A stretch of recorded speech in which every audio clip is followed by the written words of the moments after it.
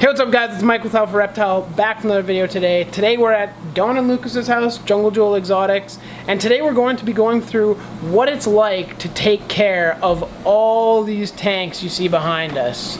200 plus frogs, tadpoles, flies, everything. Let's get into the video.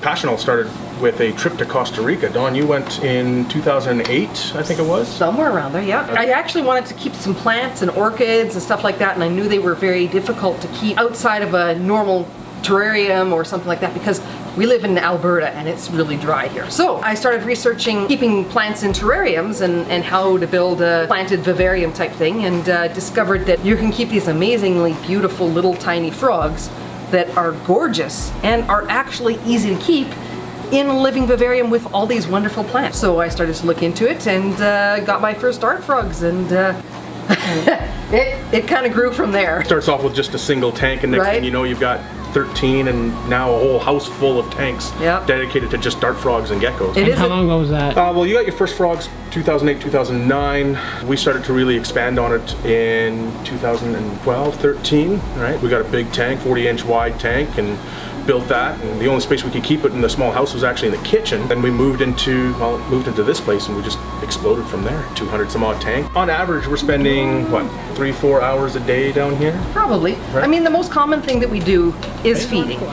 We usually feed our adult frogs about every other day, and we feed them dusted fruit flies, dusted with vitamin supplements, and just toss a bunch in there, and we usually do that every other day. Our froglets we try to feed every day. Tadpoles 2 or 3 times a week, maybe a little bit more than that. Well, and then the care with the springtails isopods, you know, making sure that we have multiple cultures on the go. We're always feeding those. You're looking, I don't know, maybe an hour a week to actually deal with the invertebrate. Total feeding time a night, probably an hour, hour and a half to feed everything here, but that's just full go, just full send it and get her done. And then once a week we clean out tadpole box, or the tadpole boxes and the froglet boxes. Give them a bit of a clean, pull out the papers, put new papers in. That takes a few hours every week, probably 3 or 4 hours at least a week. How many boxes are we cleaning a week? Like, probably 30 plus. Yeah, 30 boxes. Maybe 40 plus. Right, and in each box we'll have anywhere between a single up to 5 juvenile frogs in there, just growing them out in a small shoe box. And once they reach about 2-3 months and they're stable, they're healthy, we'll move them into the 10-gallon tanks where we can keep a few more together. If somebody's looking to do something along these lines, is this a full-time job for you guys, or is this just a passion project, side business, side hustle, that kind of deal? This is a full-time passion job. To do it at this level, it's going to take 2 people working at it.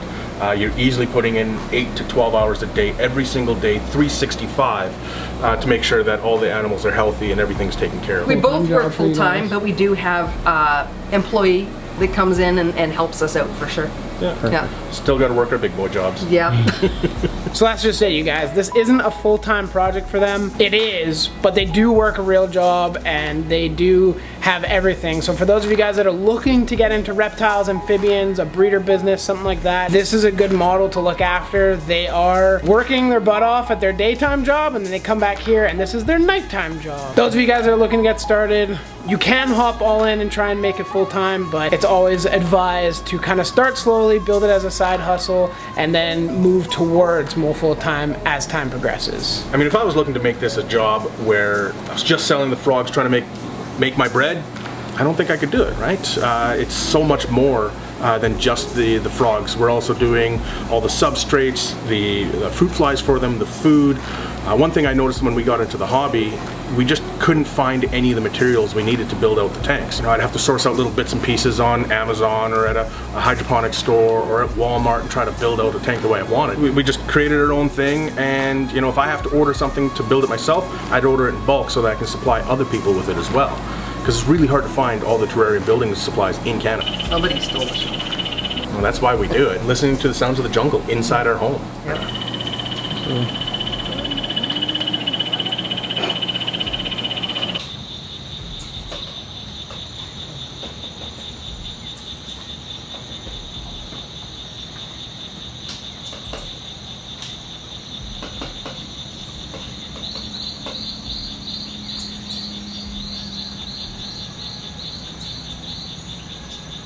So to build each one of the tanks, the process that goes into it, we'll start with an empty tank, whether it's Exoterra, Zoomed, or whatever brand it is. And then from there, I'll add our background, so I'll silicone in a piece of driftwood or a piece of cork. Once that's set up, I'll add a little bit of spray foam. I've got some Black Pond spray foam that we like to use. That will give us some texture to it, some 3D texture. And then from there, once that's cured, we're going to carve it down, give it a nice rough texture and get the shape that I want. We'll use an aquarium-safe black silicone that we'll just put over all the foam and then squish in our background mix that we've actually created to give it a real jungle feel. And then you end up with something like these as a result. Total time to build the tank, we're looking, I mean, if I were to compress it all down into non-stop work, I could build any of these tanks in 4 to 8 hours, no problem. However, with all the cure times and carve times and everything that's involved, a tank of these size, we're looking about a month. In order to have this many frogs, we're gonna need to feed this many frogs. And to do that, we make 80 cultures a week of our own blend of fruit fly media. Between the melanogasters and 2 different types of hydeies, we're able to keep these guys fed nice and healthy. So you guys are lucky because tonight happens to be fly night, so I'm gonna show you the whole process. So one of the first things we need to do is boil water, and when I've got that many frogs to feed, we're gonna need to boil a lot of it. So here's my BFP, my big flippin' pot. In here right now, I've got boiling about 16 liters of water and vinegar. Vinegar is actually used to keep away mold and bacteria that will be growing inside the culture. A lot of commercial recipes out there will use various different preservatives. We actually use vinegar to keep all the mold at bay. So the next step, I'm not going to be taking a bath. I'm actually going to be mixing up the media. So I've got my water boiled, and now I'm going to add 5 liters of the dry media. For you kids in the US, that's 20 cups of dry media.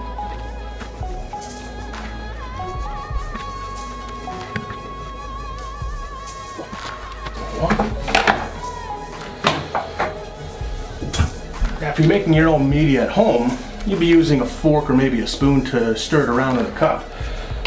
Here's my spoon.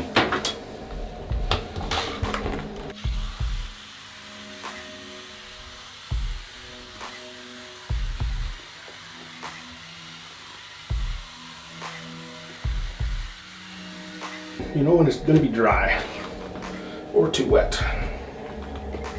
I'll solve up the extra fluid. So our next step from here, we're going to have to let it cool. So you want to make sure that you cover your cultures, because if a native fruit fly were to get into it, the genes to get rid of the wings or to make them flightless is recessive, and if just one flying fruit fly lays any eggs in there, the entire batch will start to fly. So I'm just going to place a lid on here, and by the power of editing, we'll do the next step.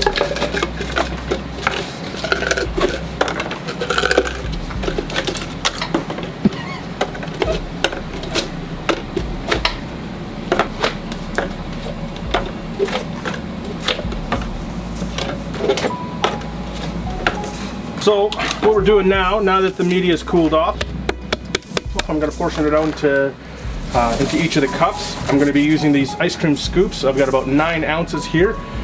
So 9 ounces of media with a little bit of Excelsior. Add some flies. We've got ourselves a fruit fly culture.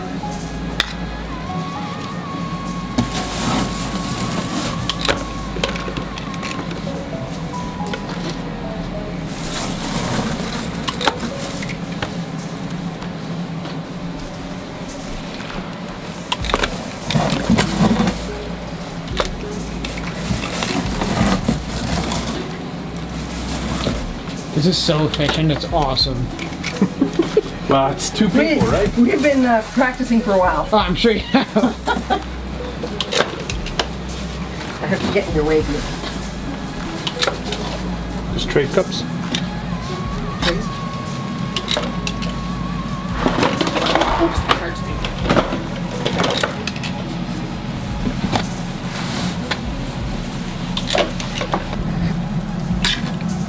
So now that we've made our fruit fly cultures with the media, now I need to add the flies. So I've selected some hydeies here, just regular black hydeies. I'm going to put them into a clean cup, which I've already seeded with our mite masher, which is essentially a food grade diatomaceous earth.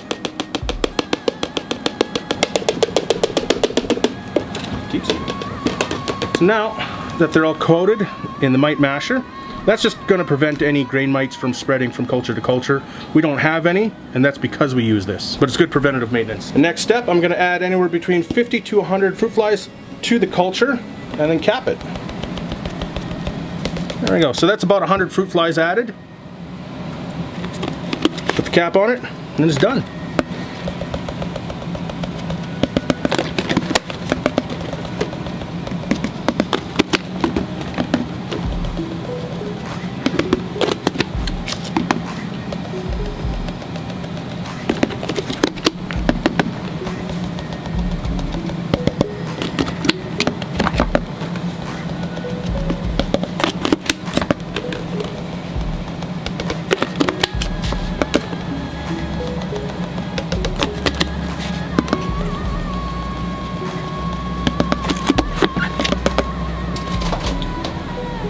So how many fruit fly cultures do you guys make a week?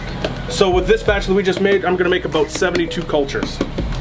And how many of those are for your personal frogs and how many for, I guess, retail?